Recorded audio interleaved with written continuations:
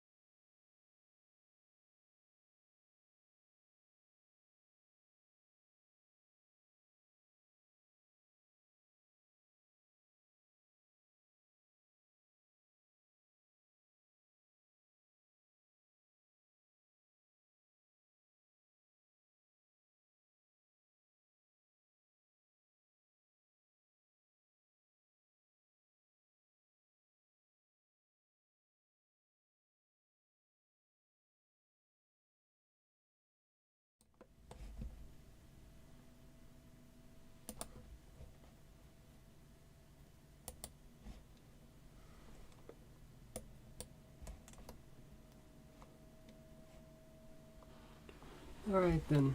Hello everyone. I exist. Hello my fellow person. Yes. Hold on a minute, just trying to sort something out real quick. Turn that off.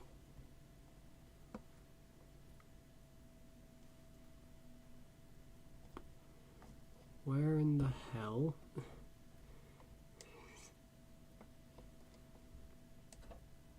What was I planning on? Oh yeah, that. Hey Snicky. I remember the two things I was going to do now. God, I am turning into a teacher. I've got full-blown fucking dementia. Just forgot what I was doing.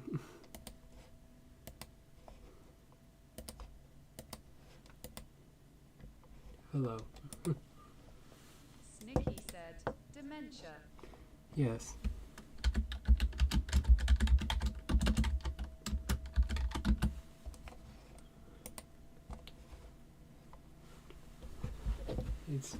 It's Mr. Loreman himself. Hello everyone. It is I, Loreman. Here's a give your regularly scheduled fucking lore episode. So yeah, I wanted to do like lore explanation videos. First thing that I've done is FNAF, which I know a lot about. For the first like 7 games, as soon as I get to Security Breach, I'm fucked and will have to look something up. But I will be able to kind of confidently get myself through most of this. I hope. My name is Mr. Fargame. I will be your teacher for this evening. Today we'll be learning about FNAF and why it is just a dark void that will consume your life. Don't do this to yourself, kids. Don't. Snicky said, everything sincerity breach and beyond gets all fucky wucky. Sincerity breach? What the fuck? Yaka Warner, if he was extra autistic, yeah. I think I may have mispeckled that. Oh, I thought that was just genuinely the fucking bot doing that. If you just said it was the bot, I wouldn't have noticed. Now I have to give an F for English. See me after class. I know more about the game, the Security Breach ruined DLC, than the main game. I think that's what most people. Are you ready to see me go insane for fucking however long this is? Let's get fucking right into this shit. Alright. Let's get fucking going. I know more about the middle part of the lore than the actual beginning and ending. That's scary to me. And yes, I am. Many people are using MatPat, and so am I at the moment because fuck's sake. It's time to do the basic part of the lore, which is explaining how this lore works. It doesn't. There is no fucking explanation for it. You could spend all your time reading like fucking supplementary material and going with theories, but by the time the next game comes out, it fucking ruins that theory, so you might as well just go with whatever works at the moment, because that just works just as fine. Jesus Christ. This is how insanity begins.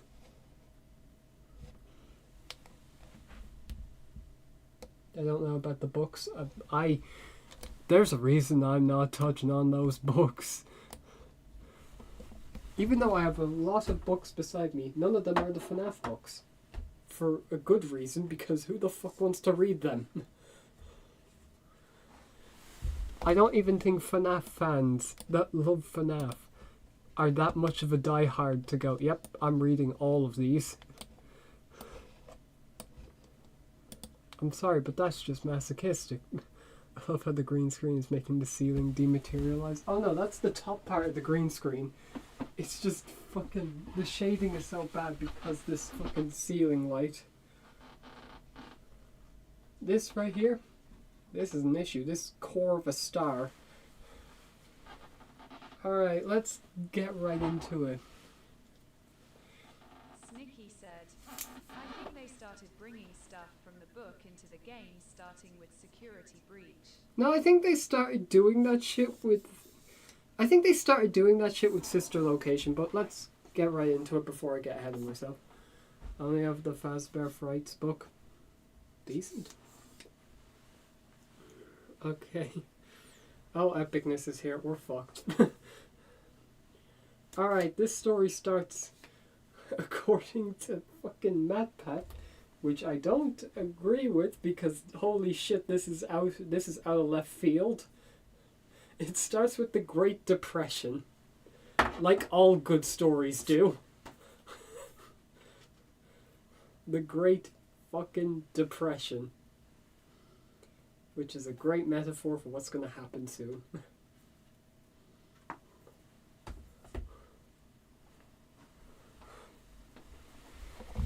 I will put supplementary images on the green screen behind me if need be, which will be a lot. Help Wanted is basically a retcon of the Click Team games. Ah, okay. Maybe this is peak storytelling. Maybe. So, yeah, during the Great Depression, somehow, there was a circus show called Fredbear's Singing Show. What's the evidence that this fucking show exists? I'll show you on the fucking chalkboard behind me.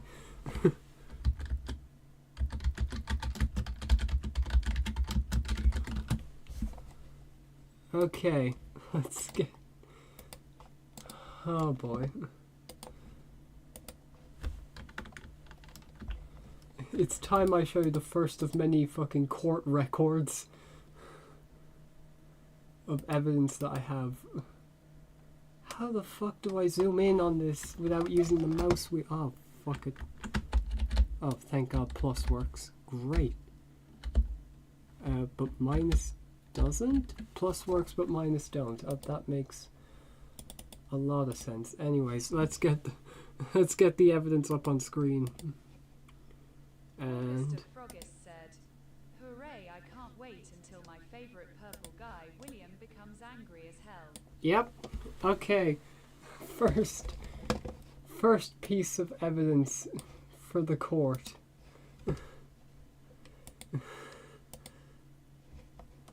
This is a poster of the circus show from the Great Depression.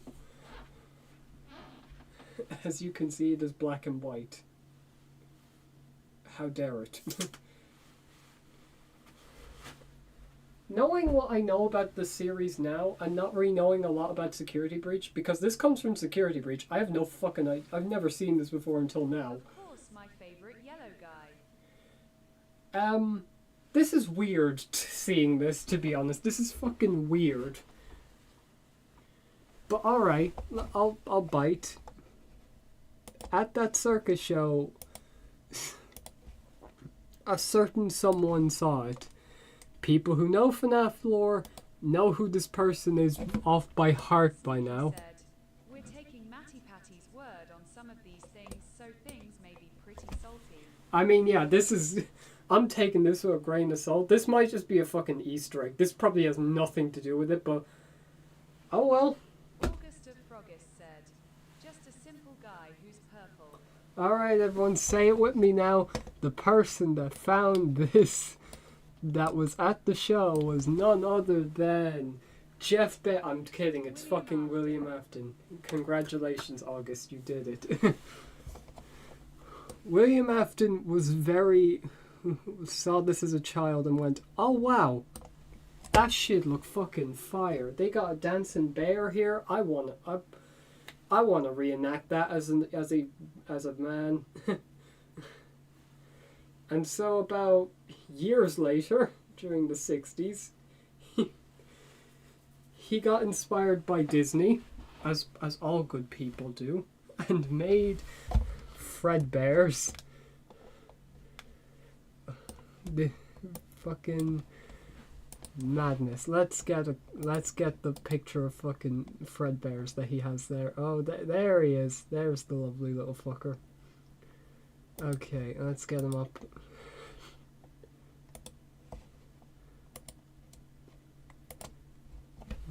Wow, I never would have My yellow guessed.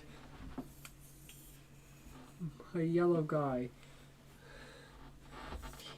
Of course, due to copyright, since you can't fucking claim a bear is your own original character, they had to settle for yellow. But hey, that's Fredbear. You can see right here. That's the guy. But William was a creative young soul in his Snicky probably said, 30s. I don't know about you, but that bear's looking pretty brown. I don't know. August of Froggist said, he need a companion. Okay, Security Breach fucked up on something, I will admit. Because this is supposed to be Fredbear, and Freddy Fazbear was not supposed to be here yet, but it has the colour scheme of Freddy Fazbear, but the lawsuit was supposed to happen at this point, so I'm not sure about you, but either this is a giant continuity fucking issue, or this is just simply an Easter egg. So either way, great job, Steelwool. Anyways, you know what's better? Snicky said, maybe the poster is Freddy advertising Fredbear. I mean, that could be the case since Freddy was kinda around that time, but technically he wasn't at the same time, so Who the hell knows? August of Froggist said, Freddy was made after. welcome to the first of many parts of this lore where I'll just have to shrug my shoulders and go, don't question it. Anyways,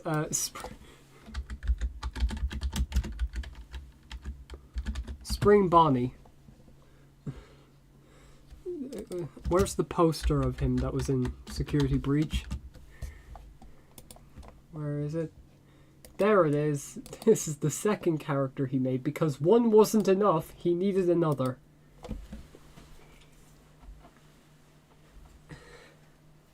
So yeah. A little band. Not really. It's just a two-man band, really.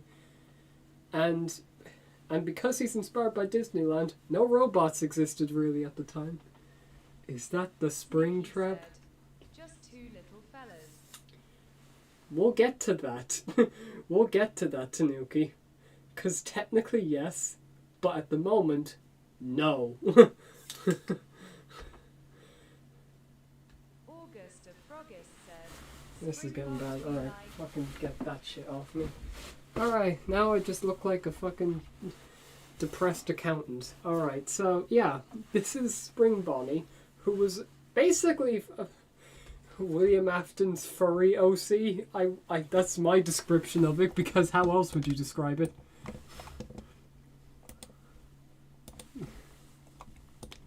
So yeah, he made Spring Bonnie by himself. his little persona. Yeah. And like I said, he was inspired by Disney, so they were just suits. They're not robots yet. Don't bother. However, this gained a few crowds because people were like, oh fuck yeah, this looks nice. Unfortunately, he can't have a monopoly yet, so of course something would happen. Enter Chica's party world.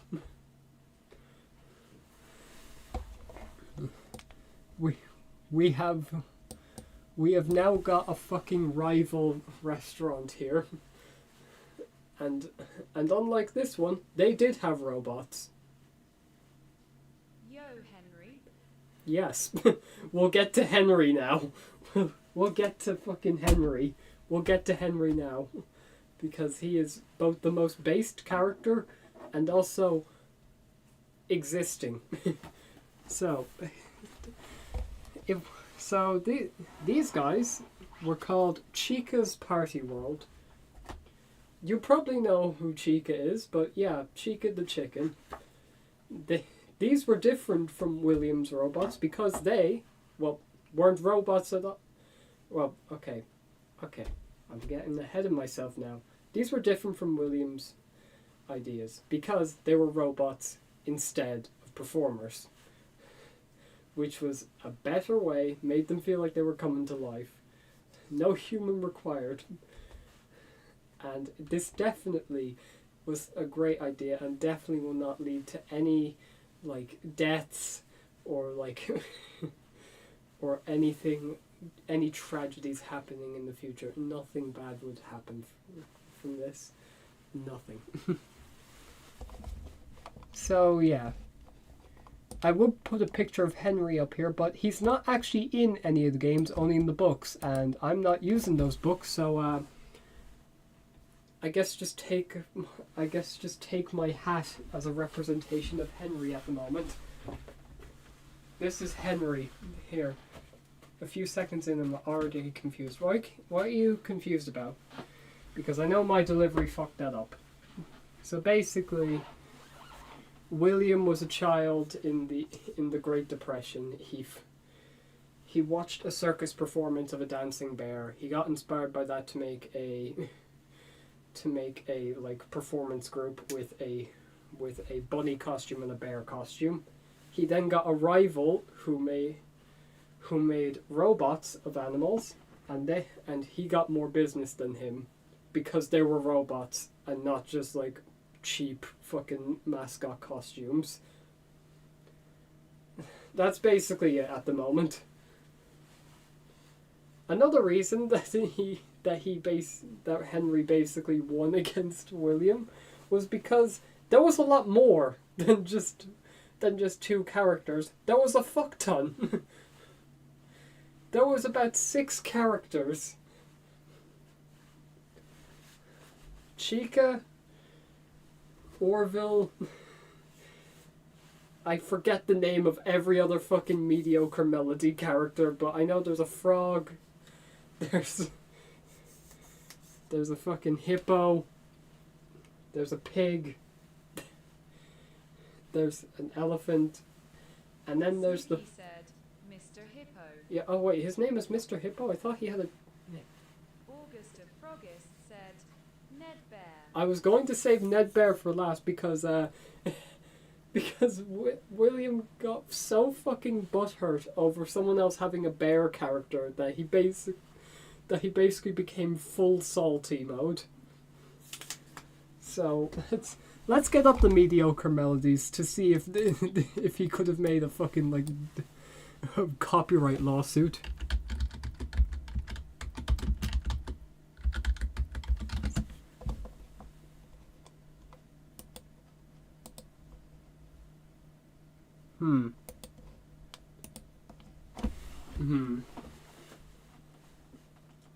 No. By all accounts, no. I'm looking at this from all angles. Just because it is a bear does not mean it's the same thing as Fredbear. Sorry, William, but, no. You're not right here. Go back to Twitter. So, yeah. But if all of those weren't enough, he had one more character. Chica. He said, the name may have gotten too close for comfort for Afdo. Yeah, August true. Froggist said, it wears a business tie and that's different enough. True, yeah, true. So yeah, he also had Chica, which was basically just enough to just get that over the edge.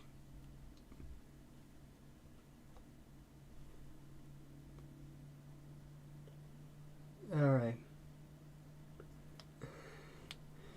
So, what happened? Who won this battle? Henry.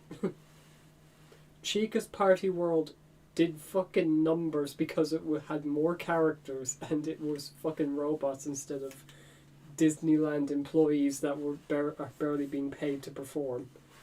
So of course Henry won and William declared bankruptcy. Although guess again, bitch, he survived that because Henry bailed him out of it. Probably the worst mistake Henry has ever made, but hey, Henry's a bit of a bro.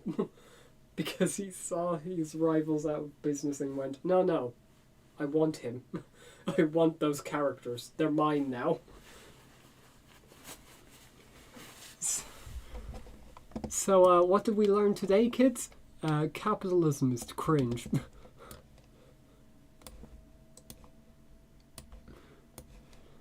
So yeah, that happened. But now with the two companies together, they began to work together really and decided to launch Fredbear's Family Diner.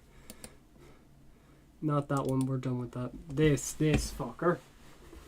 The restaurant is launched. A pizza and now pizza is being made. It's kind of similar to the Chuck E. Cheese story almost that actually happened in real life. Just without the Great Depression part, but hey. I don't know.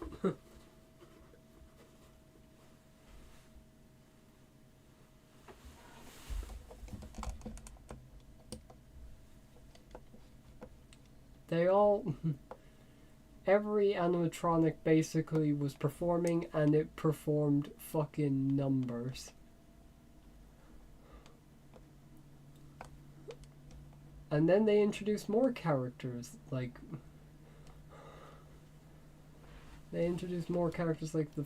Foxy and Foxy. That's about it.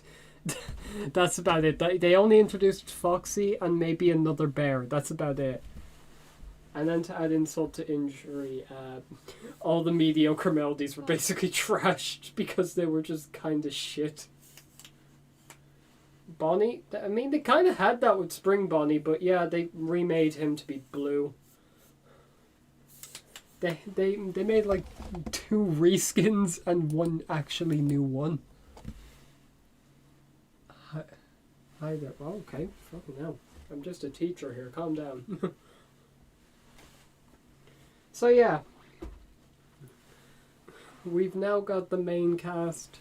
The two of them are making mad money.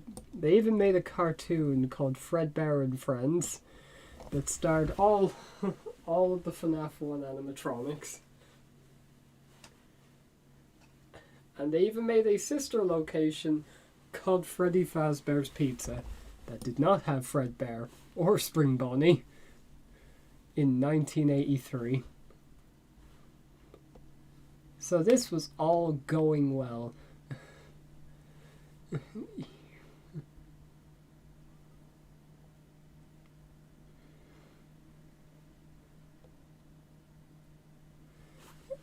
Everything was going well.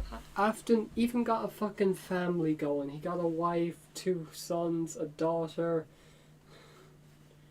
and a partner that he kind of hated. Because, I mean, even though Henry bailed him out of bankruptcy, he still kind of hated him for, like, copying his idea and being just better at him than everything. So, everything went great. There's definitely nothing that could go wrong. Right? Right? No. What could possibly go wrong? No, then William decided to actually get into making robots. And this began hell.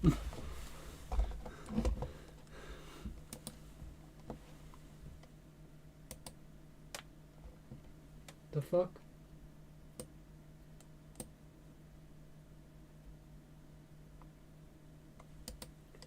That. Okay. Let's go over chat real quick before we get into the big shit. In fact, some Chuck E. Cheese locations have alcohol licenses, meaning they can serve alcohol. Beautiful. Fucking beautiful. Was that the bite of 87?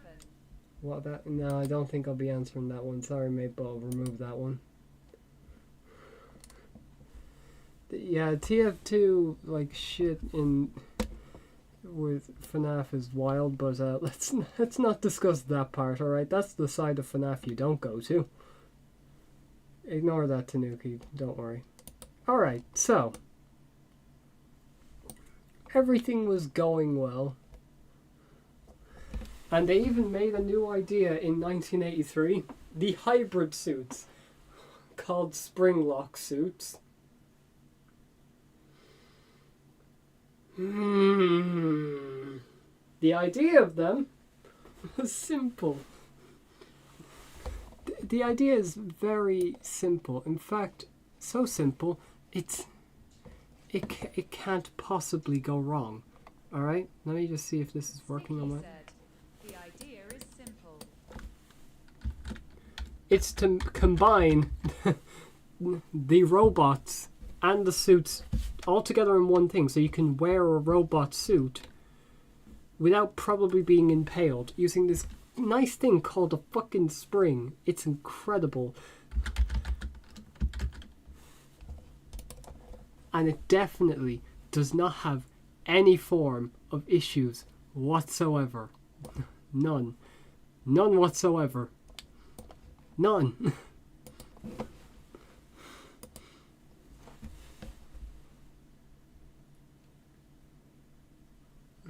I forgot that I made a Miku animatronic. Well, damn, yeah, you're right. Yeah, he definitely made Miku. Damn. Alright. However, because someone in the design team had a fucking brain cell and went, wait, hang on a minute, this is experimental, we could kill someone. Let's just save it for our, like, biggest restaurant, which is Fredbear's. Let's not put it in the experimental, like, sister location. Let's put it in Fredbear's. Ignoring that, this all meant that William was a bit busy with things, so he didn't have time to be a full parent. So he did what any normal parent would do and began to spy on his children by putting cameras and speakers and microphones everywhere. Because when you're a great robotics scientist, you're allowed to spy on your children. That's encouraged. 100% approved.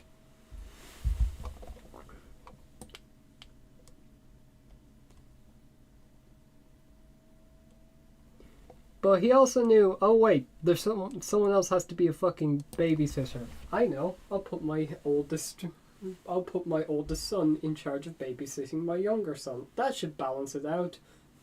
No. It didn't. It didn't work. Because the older son was kind of a douchebag.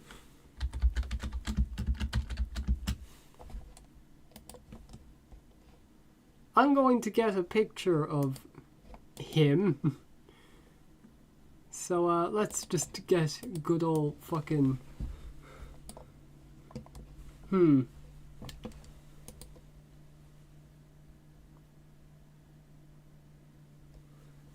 They made a what?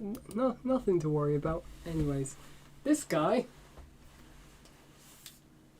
an asshole. Said, yep, that's my keel, all right. Yep, this is Michael Afton, the oldest son, and the best babysitter. He's the best babysitter because he just decides to scare his younger brother constantly with a foxy mask, just everywhere, all the time.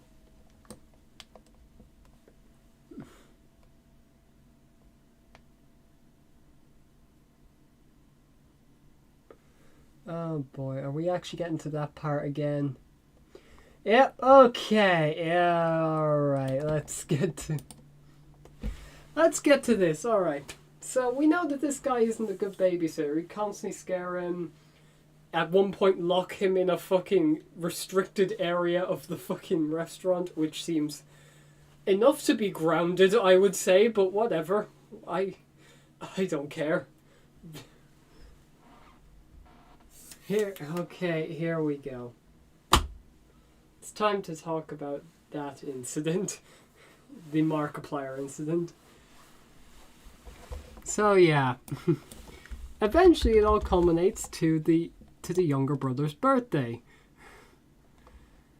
Snicky said, the bite of some point in the In 1983, I think I'm going to have to double check this now. Yep, 83. Okay, yep, it definitely happened in 83. Alright. In 1983, Michael and his gaggle of friends decided to be like, hey, you know, it'd be a great idea. Let's put our younger brother's head inside an experimental animatronic's mouth. I'm sure nothing will go wrong. Oh, fuck. That's a bit of a shame. So, yeah. What you'll notice here, class, is what we like to call a classic case of oops-a-daisies. Right around here is the issue. August of Frogus said, "Give Fredbear a big kiss, be like." Yeah. So, so at some point, the Springlocks worked a little bit too hard and decided to just crush this child's head in. Just completely kill him. I hope you got your fucking, like, kill count sheets open, because that's our first kill of the fucking series. Don't you hate when you're tormenting your sibling and then manslaughter happens? Yeah, I just hate that. Alright, well, that's our first death. Random crying kid that I don't think is even given a name. He's just known as, like, crying child, so, I'll leave it to you to give him a name.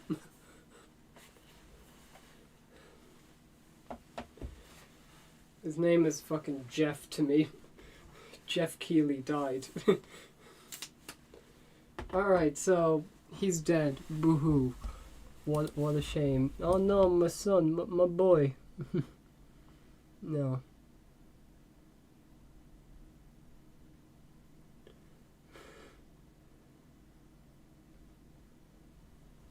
Well. So, harmless prank though, but I mean, he could be saved, right? Even though his skull was crushed, he was just rushed to hospital. He'll be fine, right? No, he died. Well, there goes that chance. His father made a dying wish saying that he would put him back together. And, I guess... Snicky said, "Boo womp." Boo-womp, indeed.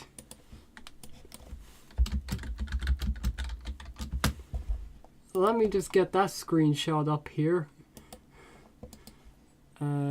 Yep. Ew, no. Give me the... Alright, just give me the image. There we are. You're broken. I will put you back together.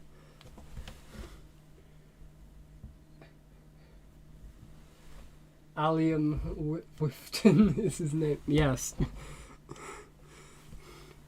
But William Afton had a Dracula moment and decided to name his son basically his name backwards. So, yeah. Son died, so sad. And father made promise. This all happens in FNAF 4.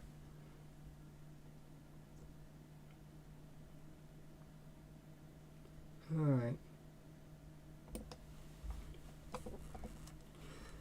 And so, as any good father would, William Afton decided, fuck it.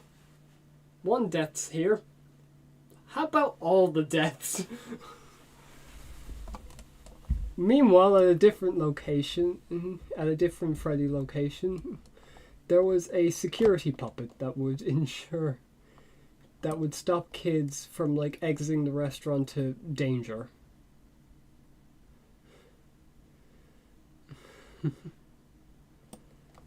During this, like, Springlock suits were getting retired. And... oh boy, there is a lot fucking going on. Holy shit. I thought the lore immediately led into the death of someone else, but no. There's like an entire, like, 3 separate things before that. Holy shit, they just introduced the security puppet for no fucking reason. Matt Pat, are you fucking ridiculous? So anyways, let's reword that. Security puppet. It's a security thing to make sure kids don't like die in the restaurant. That was also made in response to I guess this moment. Good idea. I'm not sure how that well that would work, but hey, what do you know? And also in response to it, I think all the hybrid suits were getting retired. Like, year one, they just gone. Which is that's the biggest L that idea could take. Where the first year you have them, they're just gone immediately. But whatever. They're getting locked away at the Freddy Fazbear location.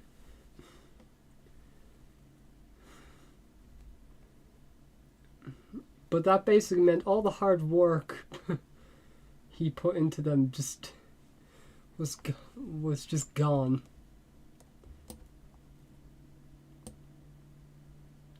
And okay, apparently, for no reason, instead of holding a decent funeral, William just decided to bury his fucking son's body away from the hospital, away from cemeteries, in the middle of the woods. Reason for this? He's drunk? I don't know. He likes bears? I don't fucking know why he did that. There's no explanation given to why he buried fucking Allenton Wilson in the middle of the woods. He just did it because fucking why not? This just sent everything spiraling. Michael just was completely like having trauma for doing this, because I mean killing your own brother would kind of give you a bit of trauma, but it shouldn't be too bad. You'll get over it.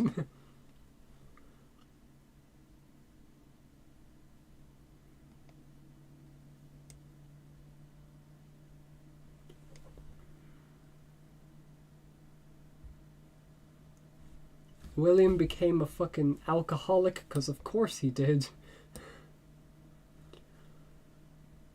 And this is where a security puppet comes in, because right as he was about to just be a sensible drunk dad. August of Froggist said, "Let's get to murder." We are.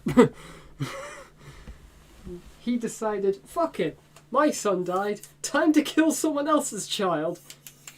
Yeah, so he just decides to go to the other Freddy's location, see a girl outside, and just fucking kill her. He just decided, fuck it, kill her. He drove by, stabbed her like it's a game of Among Us, and then just drove away with somehow no one noticing. The security puppet didn't log this, and he got away scot-free. I'm wondering why these locations keep getting shut down with shitty security. Literally just killed in broad daylight. Nothing.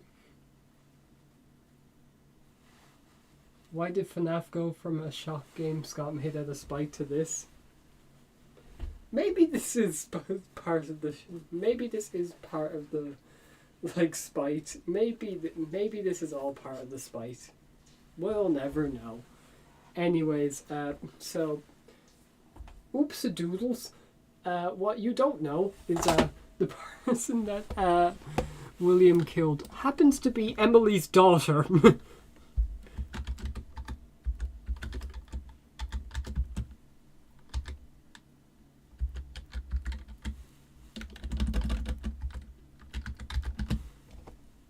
August of Froggist said, "Hee hee, Emily's daughter." Yeah.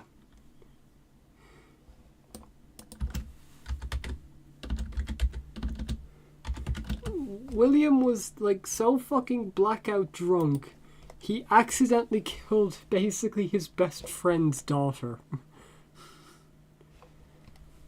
Oops!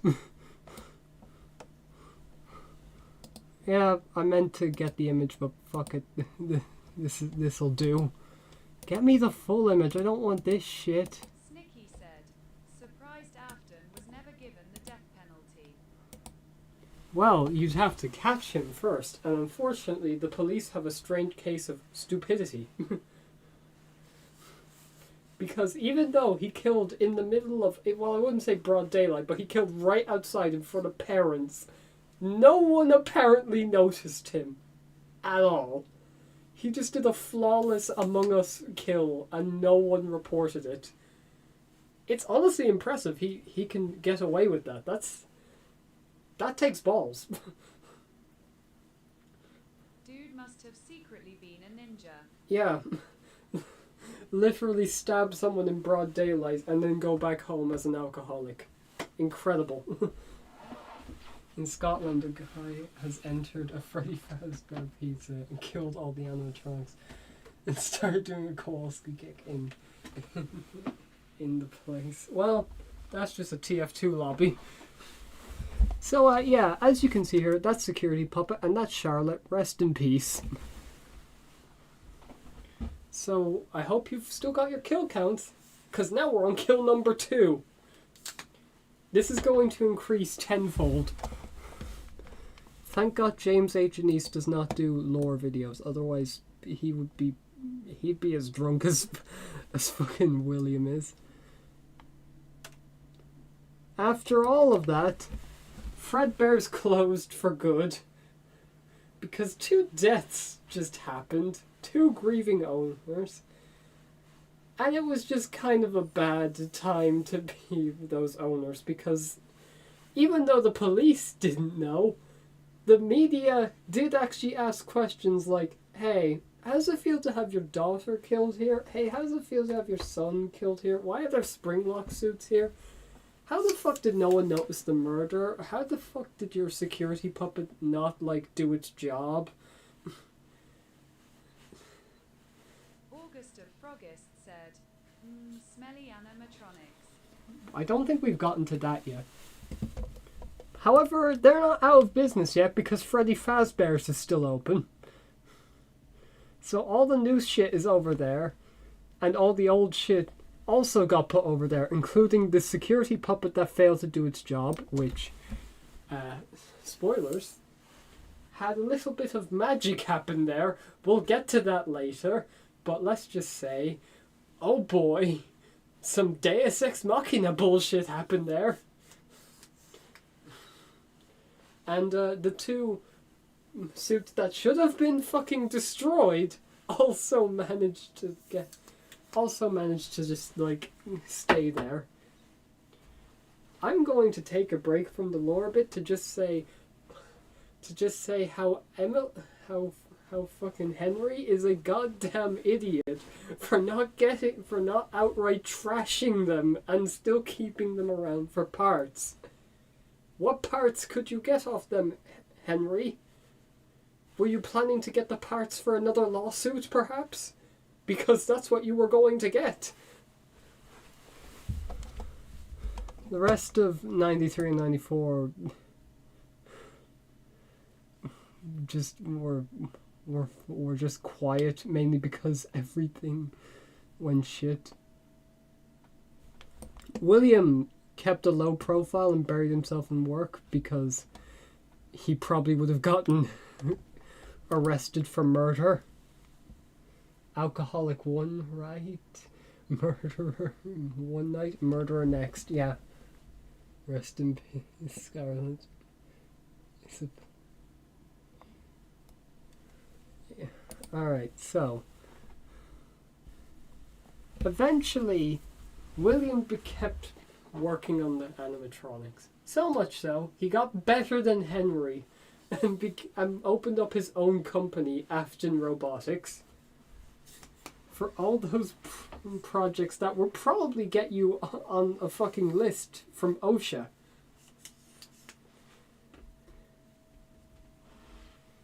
he began to work on a secret workshop under his house, monitoring his kids with security cameras again, because even though it was 1983, he treated it like it was 1984. August of Froggist said, "Cause why not?" Yep. All so that he could put his son back together, which in his eyes meant somehow, I will repeat this now, somehow bring his children back from the dead. How? He doesn't know. He just wants to do it.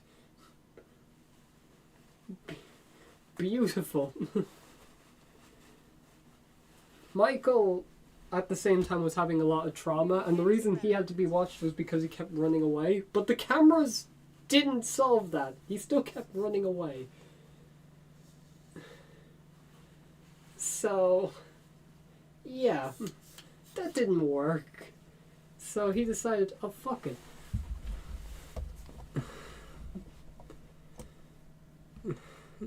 So he decided to do a little experiment.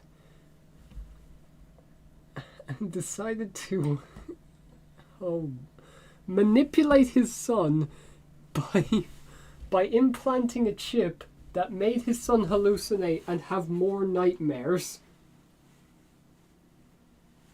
He outright gave his son more PTSD so that he couldn't run away. Noise illusion, maybe. Noise illusion, yes. It was noise illusion.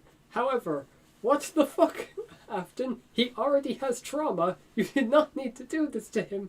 What the actual fuck? Father of the Year, everyone. Father of the Year. I am getting so fucking stressed. Alright, this is... Now I look like a fucking maths teacher. Will any of this be on the test? No. William works smarter and drunk not harder. I don't think he's drinking at the moment. I think he's just lost his fucking mind.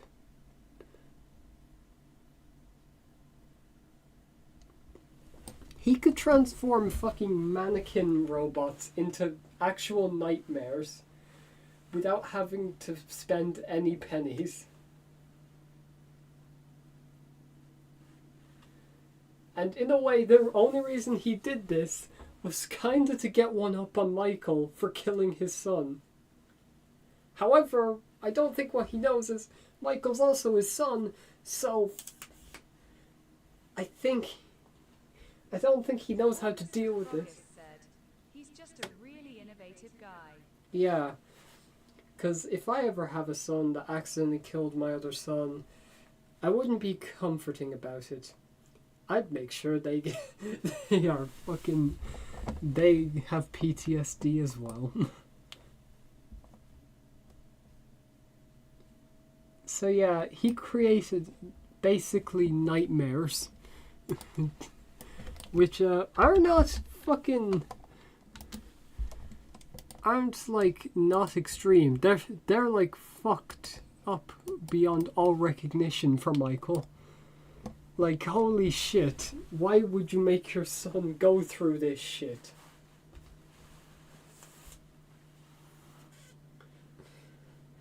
Holy shit, man. I think you might be doing a bit too much.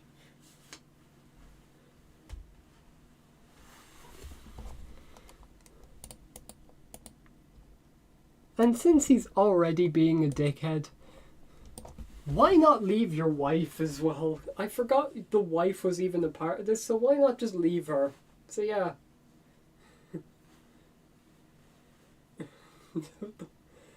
William just leaves. I don't know the wife's name. I don't think it's never explained, so fucking Cheryl. August of Froggist said, "We got our boy Nightmare." Yep. That is a walking nightmare. Basically just kind of left her alone really just didn't really do much.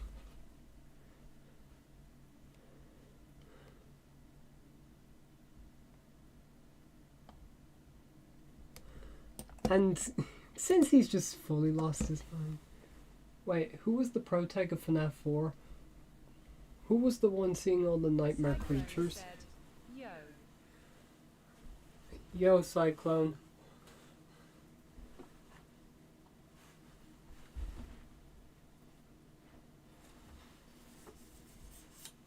Okay, it's a bit difficult because the FNAF 4 doesn't exactly tell you who the protagonist is. It was believed to be the crying child, but I don't know anymore. I think it might be Michael.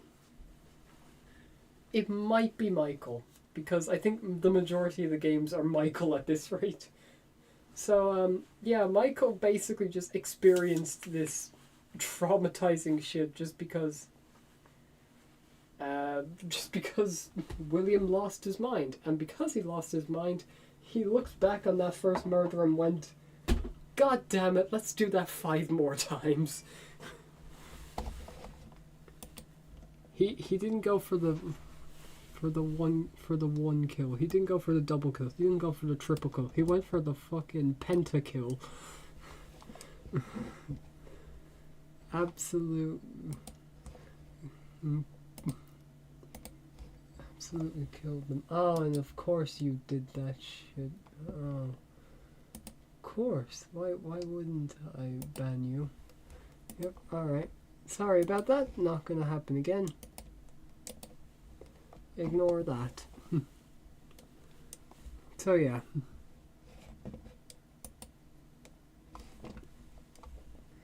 So yeah. This is where the 5 missing children's case comes in.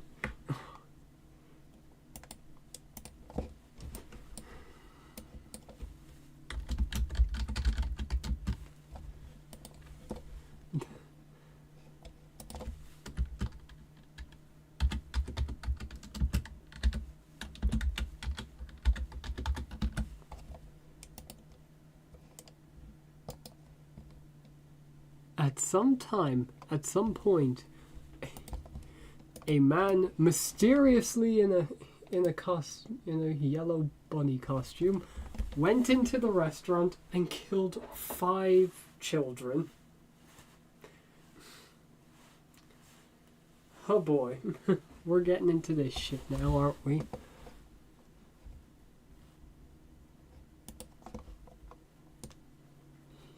He lured them into the back room, killed them, and stuffed them inside suits. August of Froggist said, smelly animatronics. Yes. So every single one of the animatronics just fucking like died. Undertale of Asgore locked in. Yeah, honestly, his son's gone, so now, yeah, he did kill the exact same amount as Asgore, now that I think about it, because Asgore killed 6 children, and now William has. God, he's missing one more to get the true Undertale experience.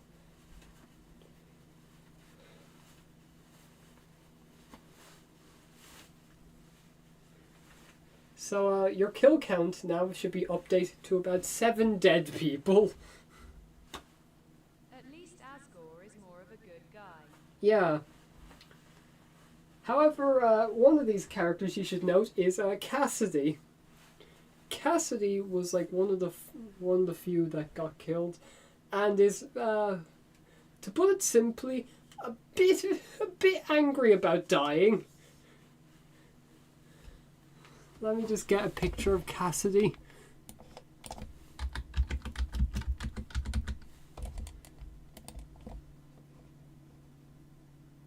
I don't know where, though.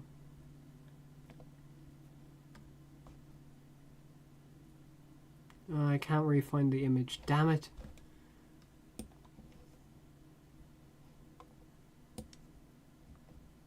So yeah, Cassidy just goes fucking goes nuts, and that will result in something that will happen later. So keep that in mind. Those are mystery tools that will help us later. So they knew murders were basically happening, since missing children and the suits began to stink a bit. They kind of knew what was going on, but they couldn't convict him because they didn't find the bodies. They just had suspicions, and they couldn't tell who the fuck was killing them. Henry knew, but no one else did. Oh, thank you for whoever subbed. So Henry did the actually best thing he could have done and kicked William out. He didn't call the police on him, but yeah. Good enough. Henry kept the franchise quiet for 2 years and then reopened with new animatronics that had criminal recognition capabilities, and definitely this time with the power of robotics does not involve another death. Congratulations, we did it, everyone.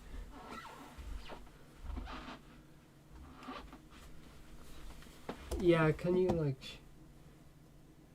Gabriel, can you like shut the fuck up, man? I hate to say it, but the joke is getting a bit old. August of Froggist said, true innovation. Anyways, we have something now. Criminal recognition software. AI. That's definitely not a bad idea. In 1987. Definitely not primitive at all. It can recognize people's faces, right? This definitely won't involve another death. I'm sorry, man, but I mean, if that joke's kind of getting a bit old and it's kind of a bit weird, so yeah, sorry. No offense, man, no offense.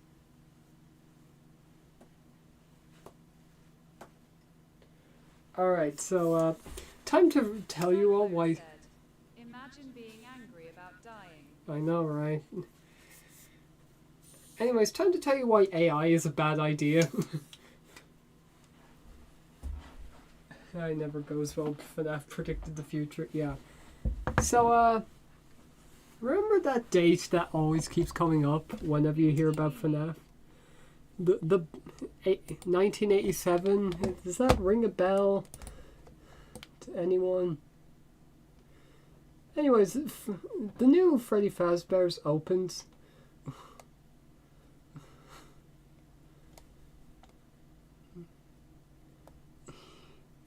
William applies for a job.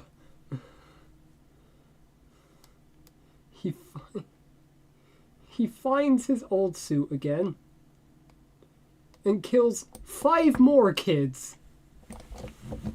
So that AI didn't do jack shit. What's even worse is that the bite of 87? Is because the restaurant after that went on lockdown, a poor day shift attendant went to one of the animatronics and then got fucking bitten, and that's the bite of 87. So in total 6 more people died this time. I'm beginning to think that didn't go too well. In order to stop more deaths, 6 more deaths actually happened. Whoops-a-daisy. Maybe you shouldn't have done that. There is not really a lot shown about it. Wait, 6 fucking people. Yeah, 5 more children from William Afton, and 1 more for that day shift attendant that got fucking bitten in the bite of 87. So in total, 1 of those is on Henry's hands, and 5 more were claimed by William. And once again, William did not get caught because he was wearing the suit again. Why not trash the suit? Why still have the suit? I don't get it. Henry, the fuck, bro?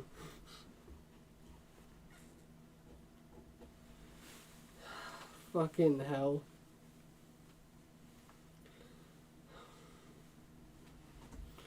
all FNAF lore would have been solved. Cyclone said, collecting deaths like the times my dad left me with the milk.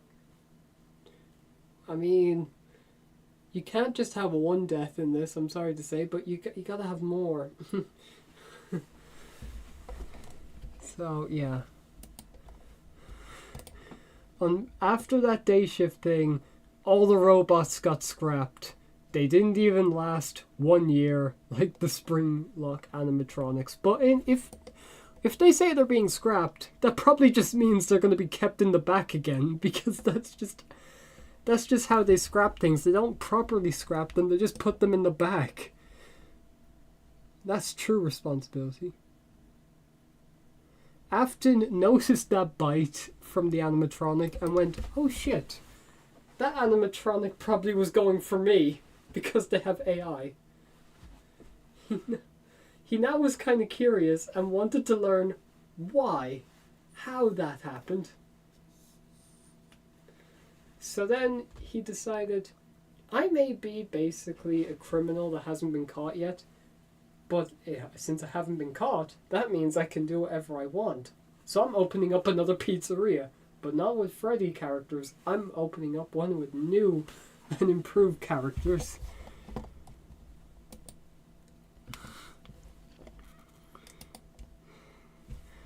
Welcome to Circus Baby's Pizza World.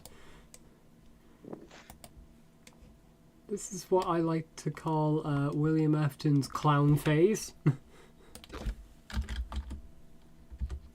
Hello, Cyclone.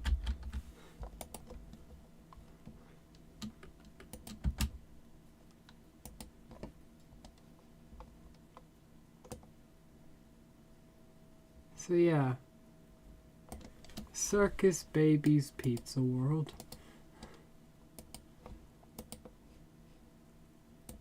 God, that is such a low resolution image. Well, it'll have to do.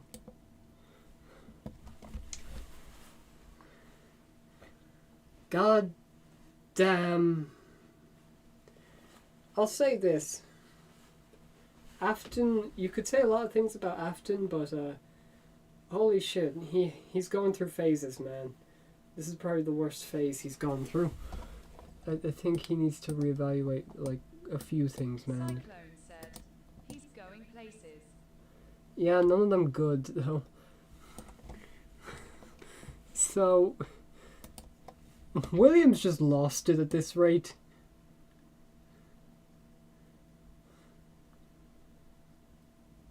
So Freddy's would just have no chance, so he just opened one up under a different name with new animatronics.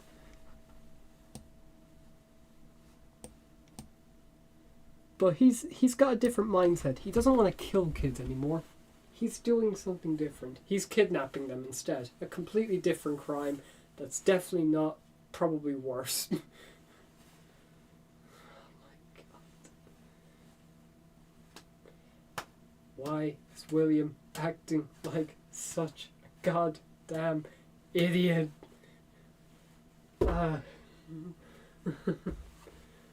So,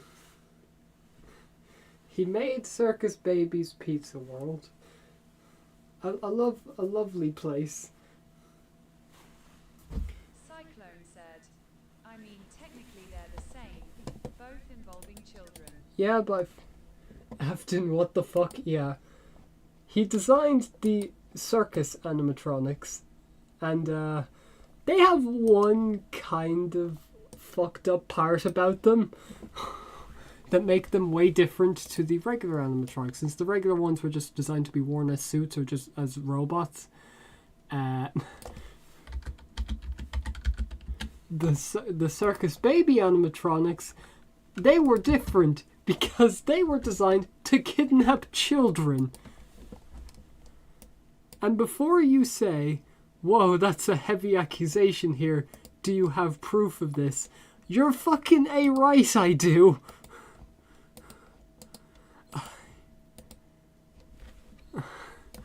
Here is the proof. These are blueprints. PDF file confirmed. Unfortunately, that might be closer than you think. if you look closely here in the wireframe, that's a child. He designed these specifically to contain children. What the fuck? Afton, you cannot do that. You cannot just design these. And somehow, the authorities do not. Snicky said, "At this point I wouldn't be surprised if he is one." And the authorities still have not caught him.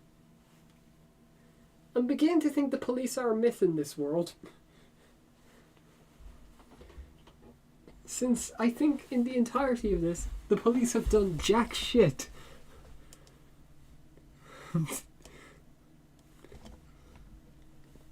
Wow. So he designs them to lure children with mimic voices so that they can isolate them, incapacitate them, and contain them. This is fucking... This is mental. So how did this go wrong? Cyclone said, "I wonder what stuff Scott on when creating these stories. Jack-o'-lantern, jack-o'-lantern, jack-o'-lantern, Yeah. jack-o'-lantern, Jack-o'-lantern. Okay. He did this so that he could do experiments. I don't even want to know what experiments he was hoping to perform, because that disturbs me. However, there is somehow a... August said, "I'd kidnap 1,000 children before I let this company die." Yeah, he is basically Waternoose. He is basically fucking Waternoose. However, unfortunately for Afton, another thing happened that did not help. This girl, this is Afton's daughter. Afton's daughter got too close to one of the animatronics, and instead of calmly incapacitating her, it fucking killed her.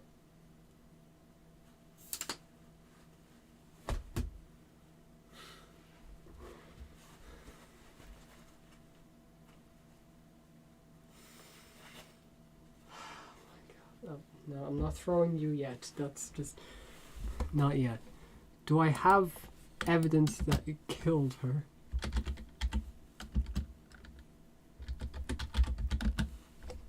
Cyclone said, "How do you calmly incapacitate someone's skull?"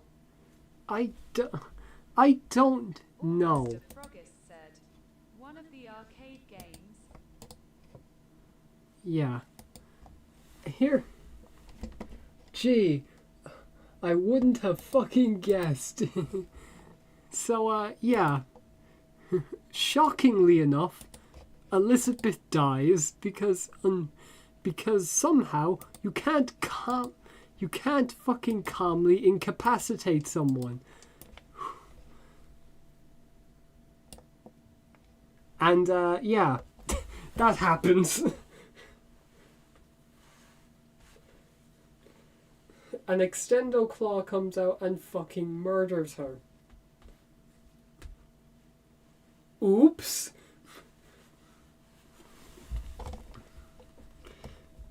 So, yeah. She didn't listen to her because she always wanted to be next to the robots because they look so pretty to her.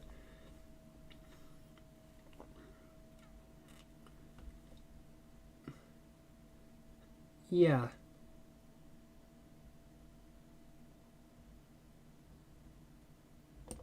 Snicky said, "Afton, why emoji the fuck?" I don't know.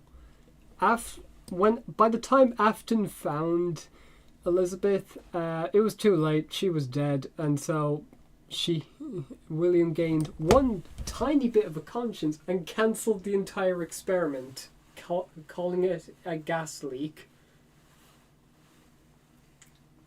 Does that forgive anything he did? No. But I'm glad he had one good decision in a sea of awful ones.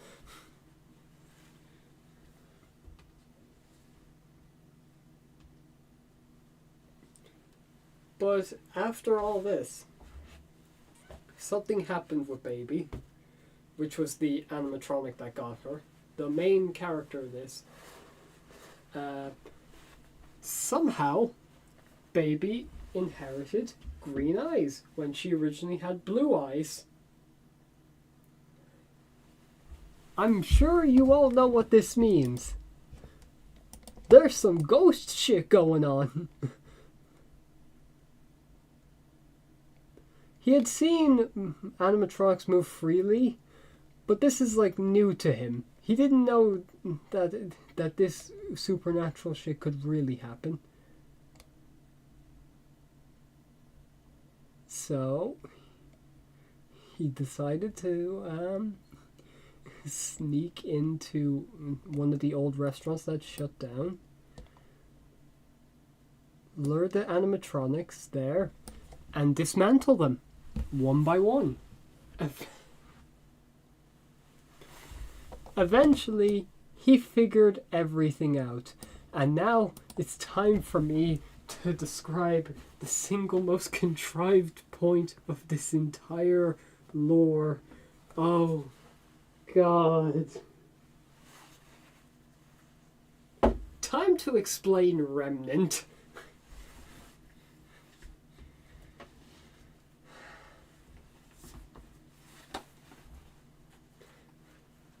Y'all ready for ghosts? Y'all ready for the game to get haunted and spooky? Ooh. Y'all ready for a biological explanation as to how that happens? Gisto bisto. Yep. It's time for Remnant. Mr. Froggis said, "This is the moment we have been waited for, boys." Okay. Remnant. He's pulling out the books. Now it's real shit. Yep. He dismantled the animatronics, went into their metal, and found the secret to life itself. The metal itself had been haunted by the spirits of the children he had killed for each one of those animatronics he stuffed into them. Basically, every kid, for all those animatronics that were still roaming around, that he stuffed the kids into, they were all haunted by each respective kid, and in the metal itself was haunted and had basically the answer to life. Cyclone said, "Woo, yeah, baby, that's what we've been waiting for. That's what it's all about. Woo." So with all this knowledge, he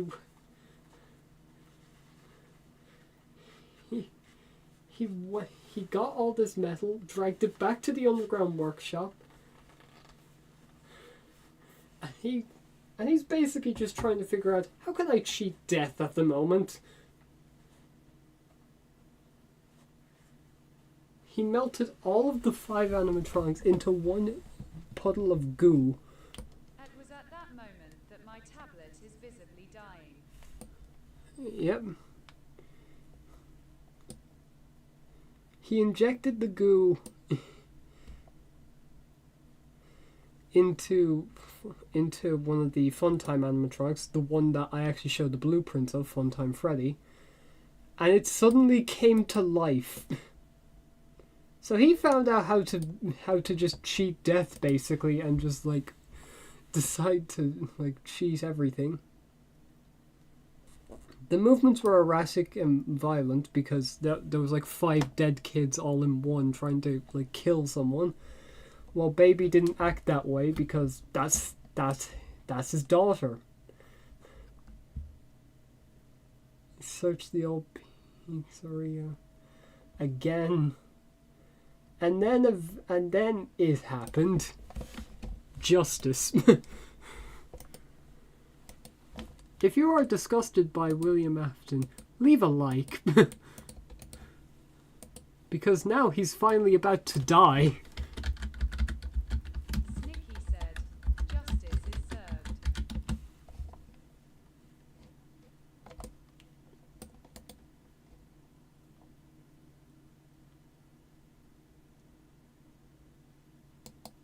So, I'm going to show you the following.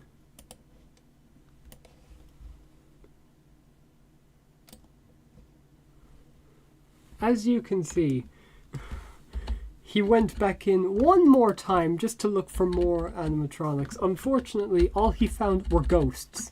Literal ghostly apparitions appearing before him, ready to ambush him. He got scared by them, even though they probably couldn't hurt him.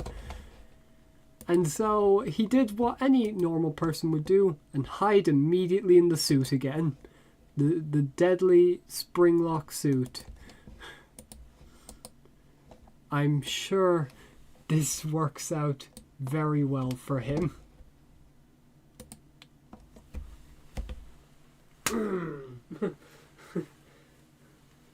Good shit. So, one important thing about spring-lock suits.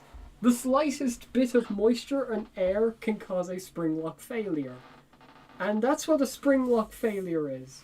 It's when the springs just give out and all the robotic parts just fucking kill him.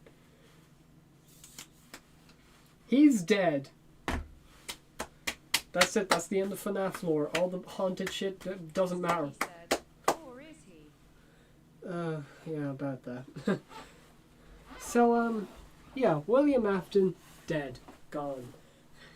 He gets fucking gamer shot. And that's just it. I'm happy with that. Unfortunately, it didn't work. The spring lock snapped and he just was left bleeding there. Someone found him, made a normal report, and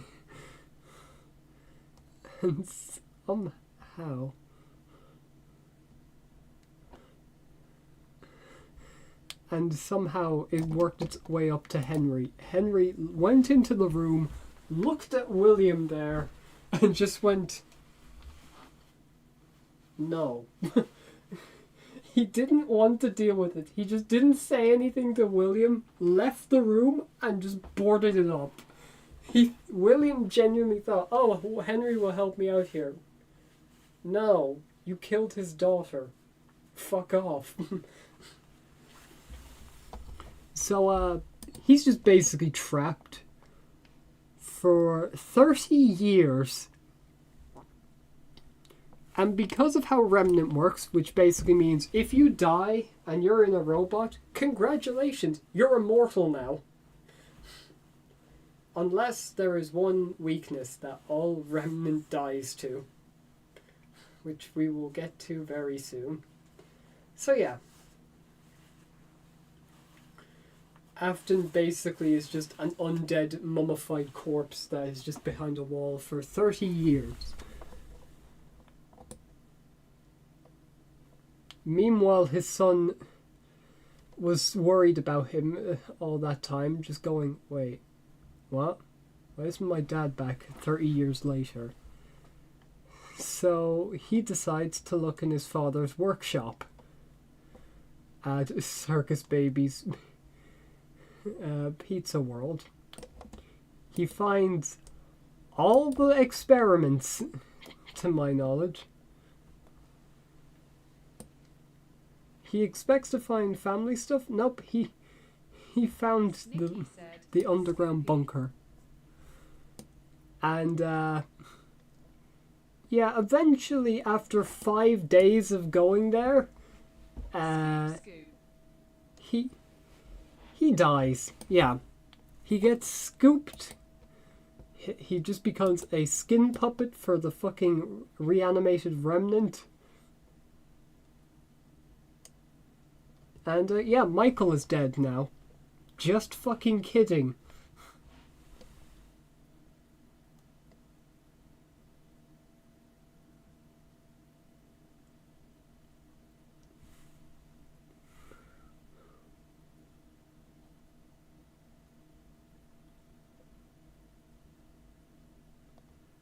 August of Froggist said, Michael is now a purple guy like his dad. Yeah, eventually the animatronics are living inside this guy, and he just lives that way for about a few days, fooling a lot of people until it doesn't work anymore. But yeah.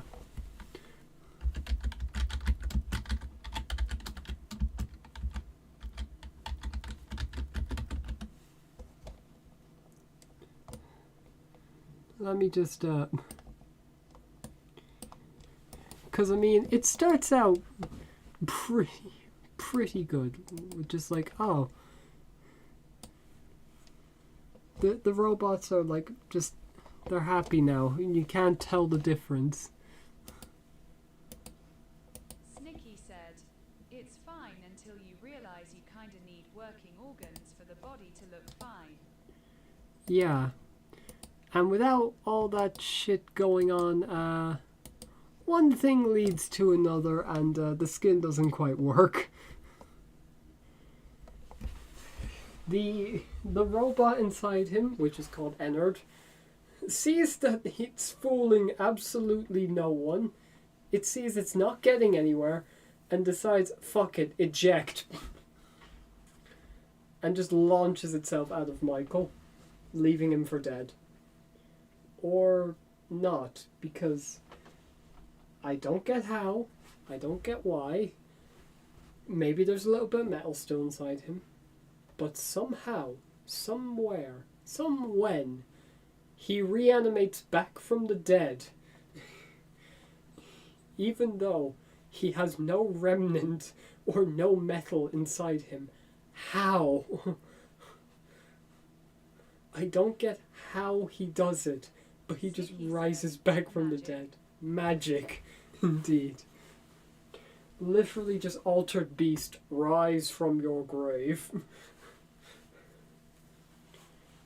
But hey, that works. He's back. He's back, baby.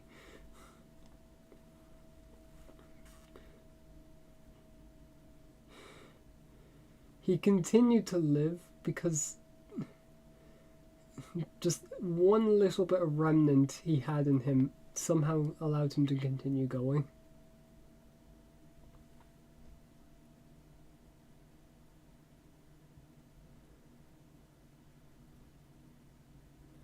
So Michael kind of learned everything that his father did, and he realized, wow, my dad's a piece of shit. I guess there's one thing I have to do. Ruin every single thing he did. His whole plan now is just burn down Fazbear Entertainment from the ground up. And just ruin everything. He went under a different alias named Mike, which, wow, amazing fucking job, man. He went under different aliases, worked for every single location, just so that he could sabotage with the... Just so that he could sabotage with the animatronics to try and just hopefully cause a fire and just burn everything to the ground. Until, eventually, he got a job. Shocker. After working in like 3 different places, he got a job in 2023. 2 years ago. He got an advertisement for Fazbear. So don't keep the devil waiting, old friend. He got an advertisement for Fazbear Frights, which was a horror attraction based on Freddy Fazbear's Pizza that scavenged a bunch of parts from all those other locations. And now, we're happy about this. Now we have a family reunion. Snicky said, including William's corpse. Yep, William is back and just roaming the place. You, phone dude. Hey, glad you're back here for another night.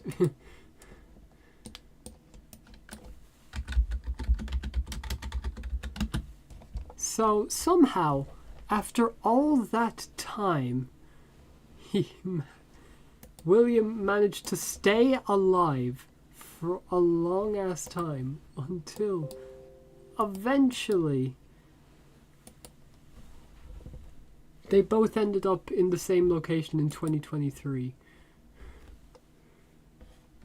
Which is, I mean, good for them. They eventually found each other.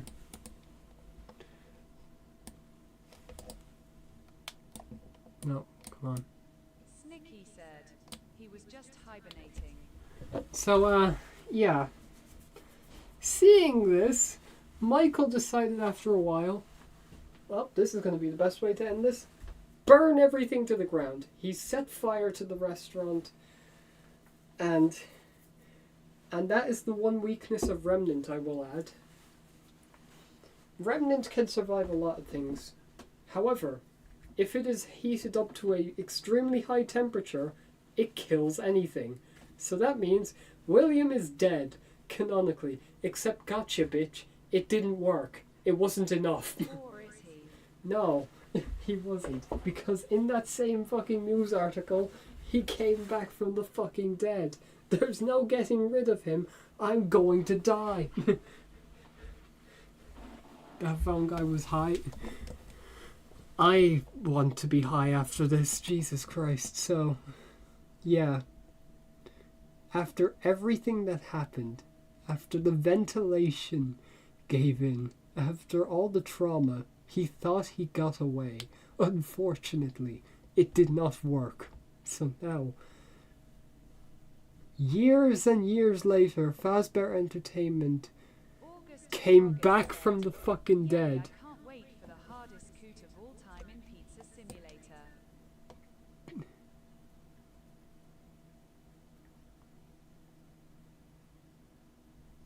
So somehow, out of fucking nowhere, Henry came back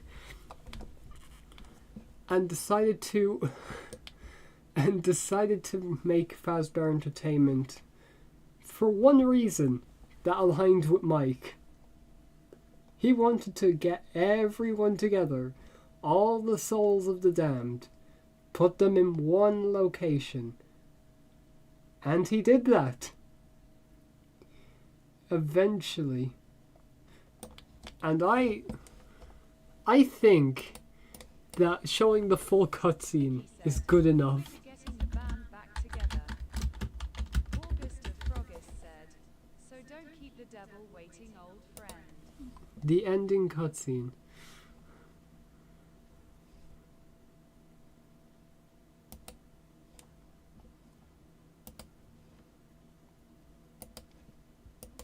Oh, fucking ads. Get out of here. Come on, let me watch peak cinema. As much as I do not like the way that it made me have to look at FNAF lore, I will say this. This is genuinely a good ending. Genuinely a good ending. Michael, don't leave me here, Michael. So yeah, Scott just decided to say, fuck it, let's do an Infinity War and kill every single character all at once. Right into our hands. Yeah. Did you really think that this job just fell out of the sky for you? When does the good shit happen? Because this baby rant goes on For us. for a bit. Gathered them all together in one place. Just like you There we asked go. us to. All of those little souls in one place. Just for us. A gift. This is why Henry is the most based character in the entire series, even though he's a dumbass at the beginning. I will make you proud, Daddy. Watch, listen, and be full. Connection terminated. I'm sorry to interrupt you, Elizabeth, if you still even remember that name, but I'm afraid you've been misinformed. You are not here to receive a gift, nor have you been called here by the individual you assume, although you have indeed been called. You have all been called here, into a labyrinth of sounds and smells, misdirection, and misfortune. A labyrinth with no exit, a maze with no prize. You don't even realize blood has driven you in endless circles, chasing the cries of children in some unseen chamber, always seeming so near, yet somehow out of reach. But you will never find them. None of you will. This is where your story ends. And to you, my brave volunteer, who somehow found this job listing not intended for you. Although there was a way out planned for you, I have a feeling that's not what you want. I have a feeling that you are right where you want to be. I am remaining as well. I am nearby. This place will not be remembered, and the memory of everything that started this can finally begin to fade away, as the agony of every tragedy should. And to you monsters trapped in the corridors, be still, and give up your spirits. They don't belong to you. For most of you, I believe there is peace, and perhaps more, waiting for you after the smoke clears. Although for one of you, the darkest pit of hell has opened to swallow you whole. So don't keep the devil waiting, friend. My daughter, if you can hear me, I knew you would return as well. It's in your nature to protect the innocent. I'm sorry that on that day, the day you were shut out and left to die, no one was there to lift you up into their arms, the way you lifted others into yours. And then, what became of you? I should have known you wouldn't be content to disappear. Not my daughter. I couldn't save you then. Cyclone So let me said, save you now. Dang, gotta go. It's time to rest, for you, and for those Damn. you have carried See ya. in your arms. This ends, for all of us, in communication. Yep, that is how this fucking game ends. And I have to say, FNAF 6 is probably not one of the best, personally. But holy shit, it has a fucking hard-ass speech for an ending. That goes places. That is genuinely impressive. Yeah, they just straight up kill every single soul that Afton had put together. So that was meant to be used as an ending for it all. It's incredible. I love it. You know, it'd be funny though, if a different company got the series and decided that's not the ending to the series. Wouldn't that be funny?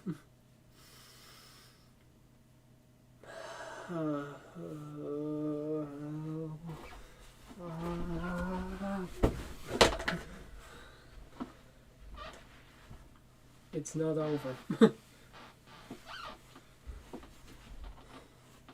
Of course not. Even after that fucking hard-ass line that Henry gave before burning alive with his daughter and multiple other souls, he is somehow,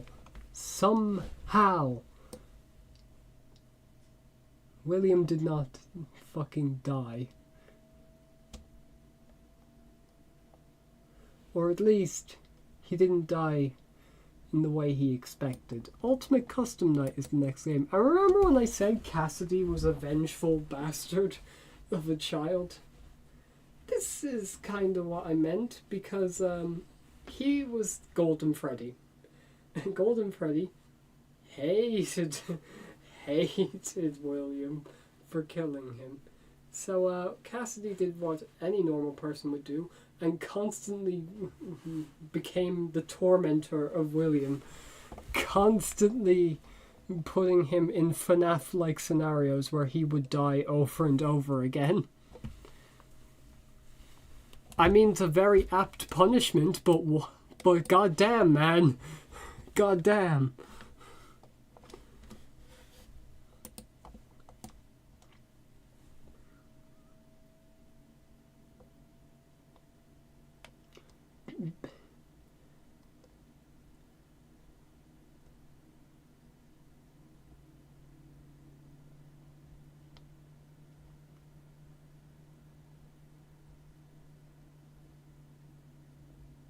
Cassidy basically just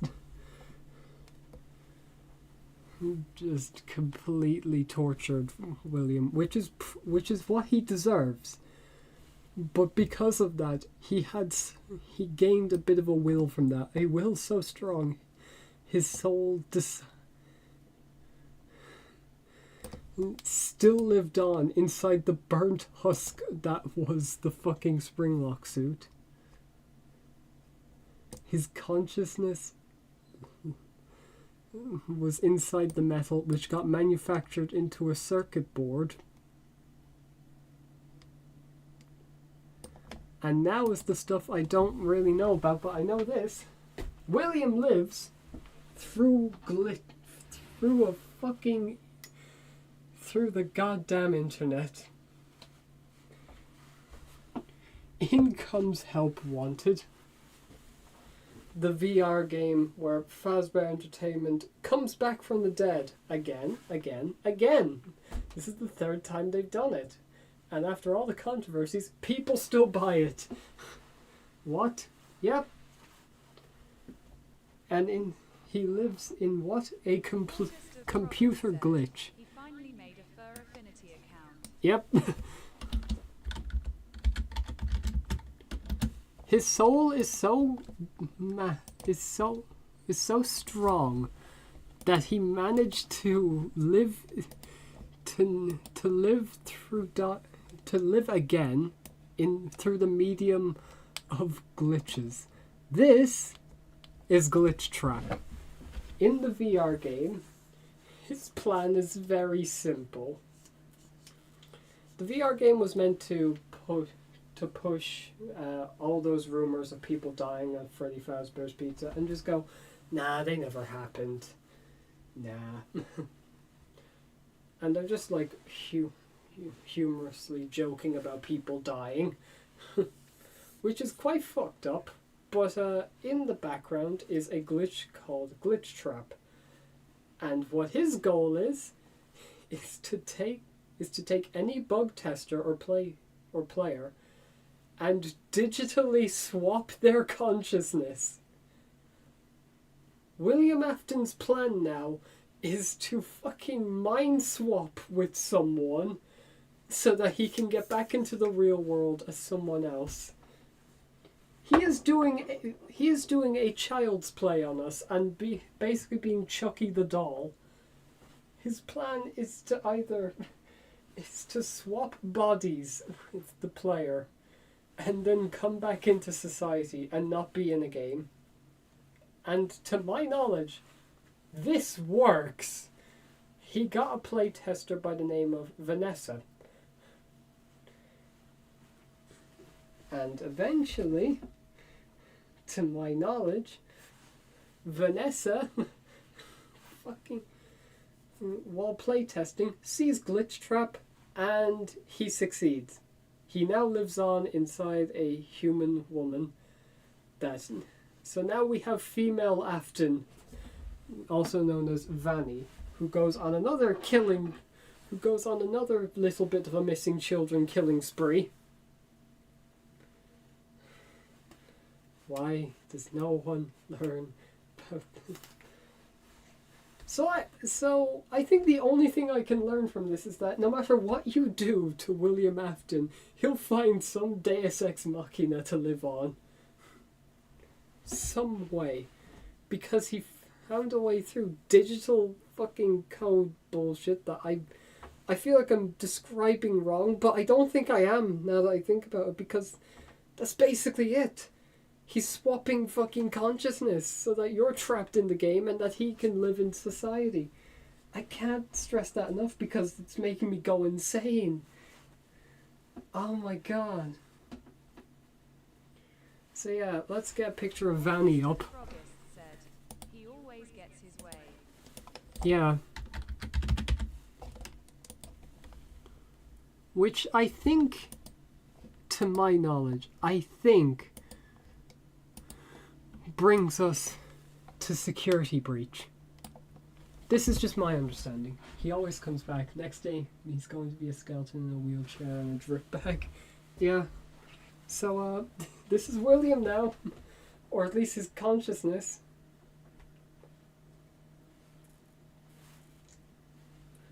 I have to explain how Security Breach ends. Oh, boy. I'm going to need to sit down for this. Jesus Christ.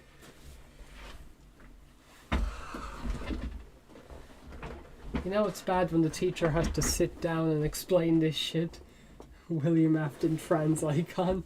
You can say a lot about him being a mass murderer, a child kidnapping weirdo, dickhead. But one thing you can't say, is that he doesn't rock a female body. He is a trans icon. Unfortunately, it's this. So, yeah, it's not a complete takeover, though, since Vanessa still kind of is a thing. Since Vanessa still is also a personality that can just happen, and... Yeah, I don't know about you, that's just a white woman. I introduced to you the most boring FNAF character of all time. Holy shit, it's a Facebook character. White woman jump scare. So, how do I explain security breach?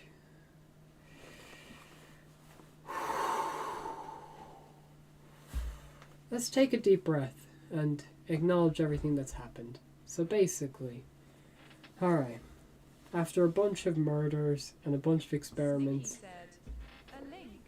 William Afton finally died by the children he had once killed, and eventually burned all together once the puppet was there, all the amalgamated corpses of children were there, the fucking circus baby was there, and his son was there, and Henry, for that matter. All 5 of them burned together when they were in that one restaurant at the end of FNAF 6.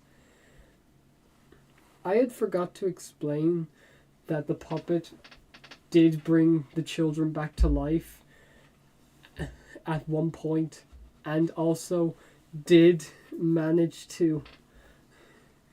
So yeah, I forgot about that, so let me explain that. Sometime during like FNAF 2, Henry's daughter reanimated as the puppet and brought other children back to life in the form of animatronics. August of Froggist said, It doesn't really matter because it's still Remnant, really, so it doesn't matter how it happens, but it did happen. And eventually the puppet got captured in a different animatronic that William made, probably related to another animatronic we have to bring up later, but yeah. Yeah. Casper and his boring face. Yeah. That is basically just Vanessa. Okay, so yeah. Eventually, through plot convenience or another, they all ended up together. And burned together, which was the best ending. Which is why they had to take a shit on it. And just say, no, it's not there.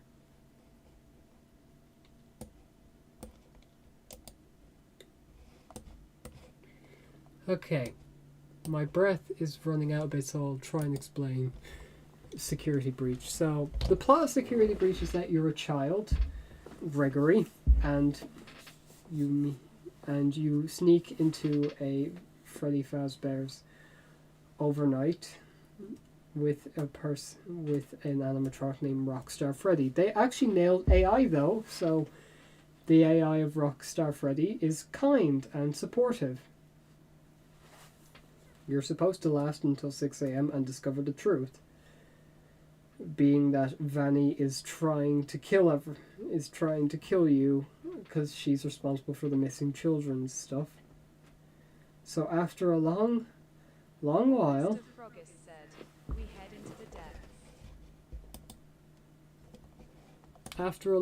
you find a hole in the restaurant.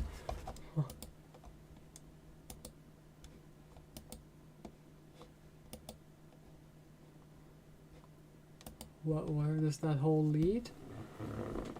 Why into a different Freddy location? Somehow. and see Spaghetti Freddy. Yep. It turns out, Funtime Freddy, the one that had like 5 different children in it, and Springtrap for that matter, are still alive. However, you set fire to that, and I think that finally kills them, Why Springtrap is alive, I don't know. Why Funtime Freddy is alive, I don't know. And I think if that ending has to be retconned, since that makes no fucking sense whatsoever. Okay. So yeah. Somehow William comes back, but he's dead again. Somehow Funtime Freddy comes back. He's dead again. And now we go on to Ruin, which I do know the ending to. So you play as a different person that I actually forgot the name of. You explore the ruins of this pizzeria looking for Gregory. And eventually at the end, you find Springtrap. Again! August of Frogus said, "My name is Edwin, I made the mimic." You find Springtrap again. Except, I'm going to look something up.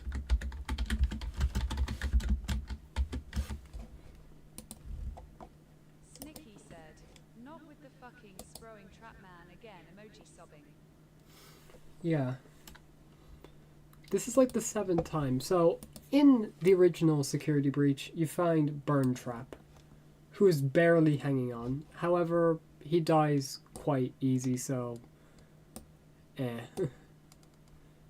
Let's not really discuss him. However, what is new now... August of Frogus said, I know. "Mimic is a separate entity." We're getting to the Mimic now. And that is where I'll probably end it once we mention the Mimic. Eventually, you find the Mimic, who's the explanation really as to why William Afton is back. It's not William Afton, it's someone pretending to be him. An animatronic made in William Afton's image to pretend to be him.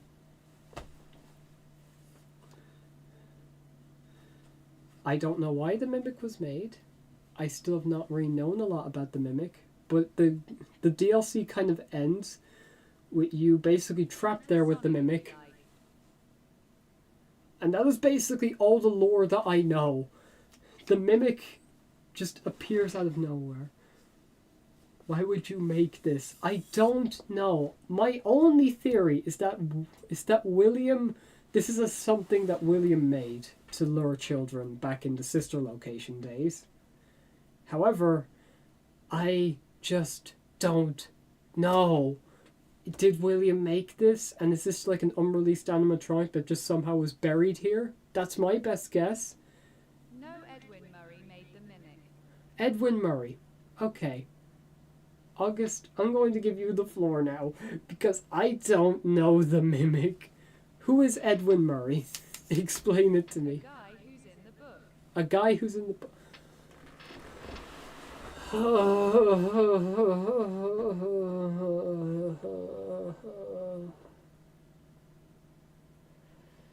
Why?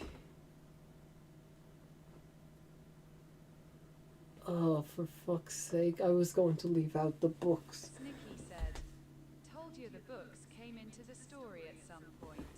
Okay, so throughout the entirety of this, the books only acted as supplementary material. That's how we know the purple guy's even named William Afton. It was just meant to give a little bit of tidbits. Now, we have Edwin Murray. I have not read the books.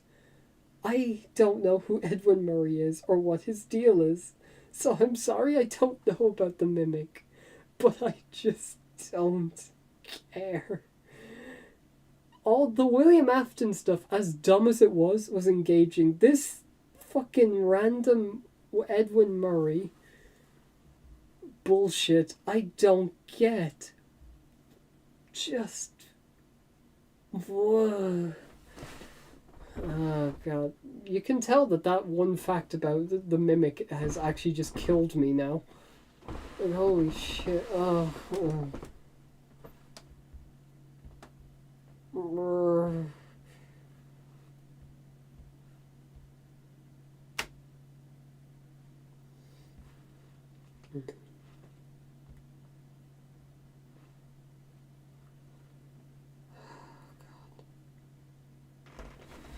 Okay, let me look him up to end this stream off. I'm gonna look up Edwin Murray. Guys, I think we killed him. Afton got to him. No, Edwin Murray got to him. Edwin Elric from Full Metal Alchemist. Edwin Murray. Who is this bitch?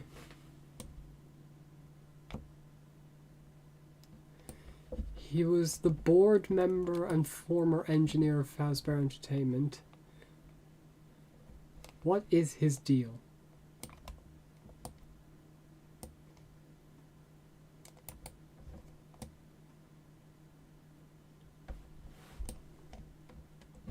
So he was fascinated about machines. He made a company called Murray Co. in like the 70s and received his first patent on a robotic vacuum cleaner.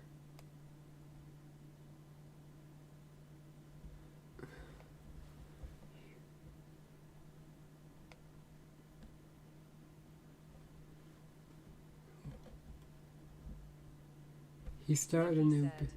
Why does this have to be so confusing? Emoji Sadyogi. I was doing well explaining this. I was doing well. Now the mimic has screwed me up. Even though I know for a fact he's not important. He sold his company to Fazbear Enterprises. When was this? When? Oh, when?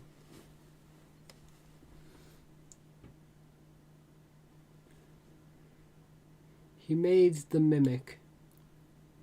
What was the point of the mimic?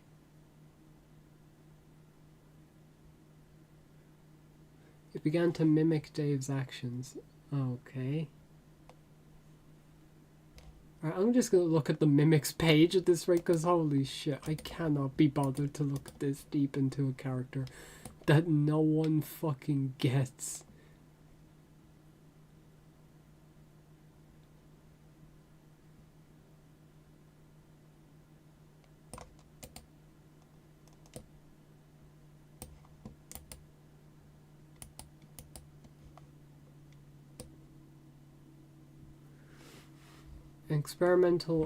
Debuted as an experimental artificial intelligence in the late 70s.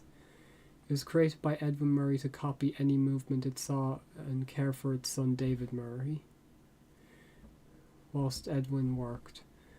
Soon after, David got tragically hit by a white van, probably from William Afton if I was to guess. Edwin beats the mimic with a metal pipe out of pure grief and anniversary, making it immensely violent and hostile. Are you fucking for real? So the reason the mimic is a fucking murderer is because Edwin Murray's son got hit by a car, rest in peace, another death to add. So instead, the mimic learned how to be violent because Edwin, out of nowhere, decided to beat the shit out of the mimic for no reason really, just because he was grief-struck. Holy shit, thanks for the raid, man. That's really nice. Amazing. Yeah. Oh my god. August of Frogus said, in Edwin's POV, the mimic was annoying. Let's go. Amazing. You got to the end of my explanation of FNAF at least, where I explained this fucker as a depressed, like, secondary school teacher. Yeah. The mimic began violently murdering people in gruesome ways. Amazing. Let's go. Thanks, everyone. However, after a construction worker by the name of Gil plunged his laptop into the endoskeleton and instructed it to remove its limbs from its head, the remaining endoskeletons, the mimic began violently tearing the limbs off and heads off any nearby construction worker. Holy shit.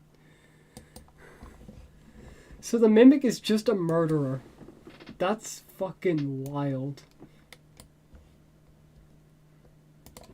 That's actually like, damn.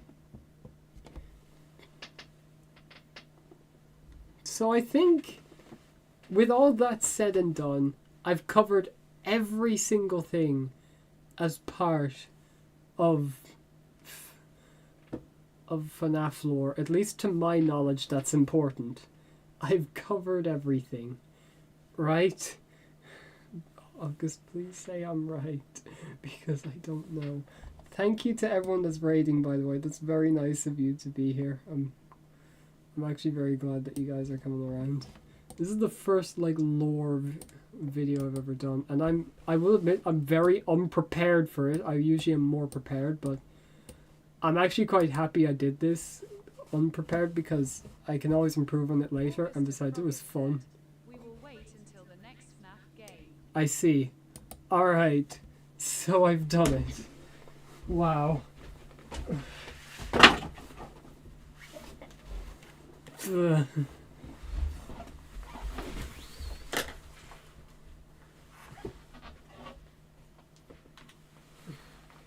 So what did we learn, class?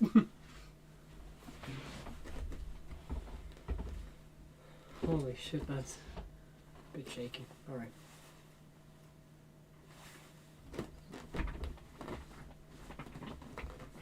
Said, we learned that Willy old boy always comes back.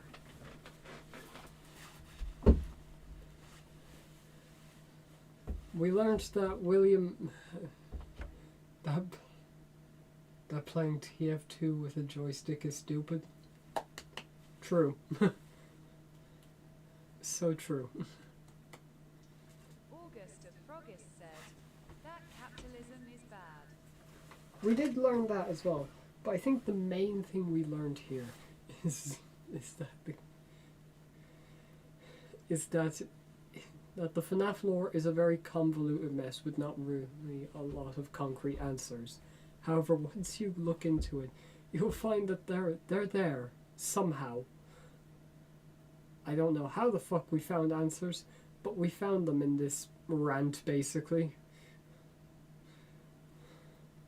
And this was a very, very quick overview in 2 hours. I swear, I missed a couple of things out that I had to later amend. Like, I missed out the fucking, like, whole puppet thing, where the puppet was really important. And I did amend that by the end of, like, FNAF 6, but man... If I redo this with a script, that would make this somehow better and worse. But I'll think about doing that. I might want to do another lore video before then, and this is just a little bit of a nice live thing before I consider doing a script to explain it in a better detail. I'm just happy I did this though, even though I am actually insane now. Oh my god. Oh, well, that's a bad sound. Alright, I'm gonna stop that. Oh, fucking hell. So, those who were watching me there, you all get an A+. Congrats for lasting this long.